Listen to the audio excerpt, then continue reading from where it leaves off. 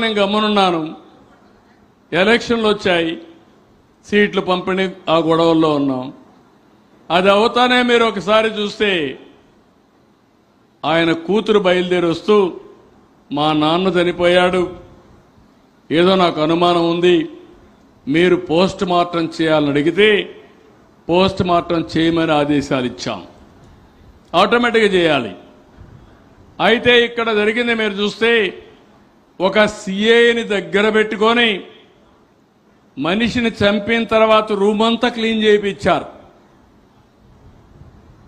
నెత్తిన గొడ్డలతో విపరీతంగా కొడితే మెదడు కూడా బయట వచ్చి బ్రూటల్గా చంపారు.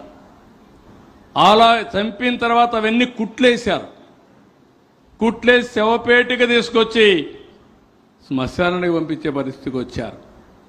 ఆవిడ అడిగిన తర్వాత పోస్ట్ మార్టం చేస్తే ఇది గుండెపోటు కాదు, గొడ్డలి వేటు అని చెప్పి నిర్ధారణ చేస్తే సాయంత్రానికి ప్లేట్ ఫిరాయించి ఆ అమ్మాయిని కూడా మేనేజ్ చేసేసి మా నాన్న చనిపోయాడు, ఇప్పుడు నాకు చిన్నాన్నే ఉన్నాడు, ఆయనే పెద్ద దిక్కు, ఆయన కూడా చంపేశారని చెప్పి ప్లేటు ఫిరాయించి నెక్స్ట్ డే తెల్లవారికి నా చేతిలో కత్తి పెట్టి నారాసుర రక్త చరిత్రని నా మీద నెరవేసే పరిస్థితికి వచ్చారు. ఏం తమ్ముళ్ళు, అర్థమైందా? ఏమమ్మా అర్థమైందా? మీరు చేయగలుగుతారా ఆ పని? ఎవరికైనా సాహసం ఉందా ఇక్కడ? అలాంటి వాళ్ళు రాజకీయాల్లోకి రావడానికి అర్హత ఉందా అని నేను అడుగుతున్నా. వాళ్ళకు అర్హత లేకపోతే ఓటేసే వాళ్ళు మనోలేమనుకోవాలని నేను అడుగుతున్నా. ఇప్పుడు అలాంటి పార్టీగా ఉండడానికి అర్హత ఉందా అని అడుగుతున్నా. నేను చాలా పార్టీలు చూశాను ఇంతవరకు. రేపు 28 వస్తే ఫస్ట్ టైం ఎమ్మెల్యే 50 ఏళ్ళు. ఇప్పటికే 30 ఏళ్ళు ముఖ్యమంత్రిగా ఉన్నా, ఇది అధికారంలో ఉన్నాం, పార్టీ పెట్టి మొట్ట నుంచి ఇప్పటికి 16 ఏళ్ళు సీఎంగా ఉన్నా, 15 ఏళ్ళు అపోజిషన్లో ఉన్నా. చాలామంది నాయకులను చూశా. కానీ నేరస్తులే రాజకీయ పార్టీ పెట్టి రాజకీయ అండతో యథేచ్ఛగా నేరాలు చేసే పరిస్థితికి వస్తే ఎక్కడికి పోతామని అడుగుతున్నా. దానికి మళ్ళా ఫేక్ ప్రచారం. ఇటీవల కాలంలో మీరు చూశారు, కర్నూలులో ఒక బస్సు యాక్సిడెంట్ అయింది. నేను ఆ రోజు దుబాయ్లో ఉన్నా. ఘోర ప్రమాదం, మామూలు ప్రమాదం కాదు అది. బస్సే తగలబడిపోయింది.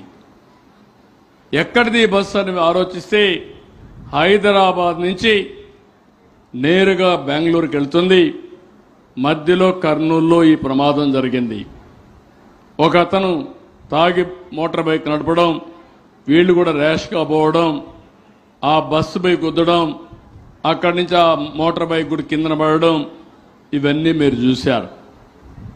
అది అవుతాను ఎక్కడిది బస్సు అని చూస్తే ఆంధ్ర అతను ఒరిస్సాలో రిజిస్టర్ చేశాడు నేషనల్ పర్మిట్ కింద.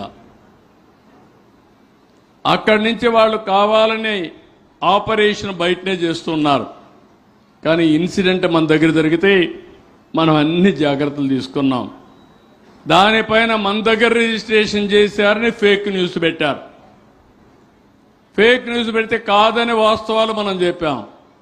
ఆ తర్వాత అక్కడ తాగిన వాడు బెల్ట్ షాప్లో నుంచి తాగాడని దానికి ఒక ఇది పెట్టి ఈ బెల్ట్ షాప్ వల్ల జరిగిందంటే ఎప్పుడు అతను తాగాడు, ఏ షాప్లో తీసుకున్నాడు, టైంతో సహా వీడియో తీసి పెట్టాం. అంటే ఫేక్ ఫెలోస్ ఏమనాలి? ఎట్లా పట్టుకోవాలని అడుగుతున్నా. ఇది ఒక సంఘటన. అంటే ఒక ఫేక్ ఫెలో ఏదంటే అది పెడతా ఉంటే అది అవాస్తవం అని చెప్పి ప్రతిరోజు మనం చెప్పుకునే పరిస్థితి వస్తే ఎక్కడికి పోతున్నాం అని అడుగుతున్నా. ఇది జరిగిన తర్వాత ఇంకొక పక్కన చూస్తే ఈరోజు ఆ వైఎస్ఆర్ కాంగ్రెస్ పార్టీకి ఒక పాంప్లెట్ ఉంది, తెల్లారితో వచ్చేస్తుంది. దానికి ఒక ఛానల్ కూడా ఉంది. కానీ బయట వస్తే మాత్రం చెప్తా ఉంటాను, నాకు ఛానలే లేదు, నాకు పేపరే లేదు, ఏమీ లేకుండా నేను పనిచేస్తున్నా అని చెప్తూ అది కూడా ఫేక్ ప్రచారం చేసే పరిస్థితికి వచ్చారు. మొన్ననే నేను అడుగుతున్నా, నేను ఎట్టి పరిస్థితుల్లో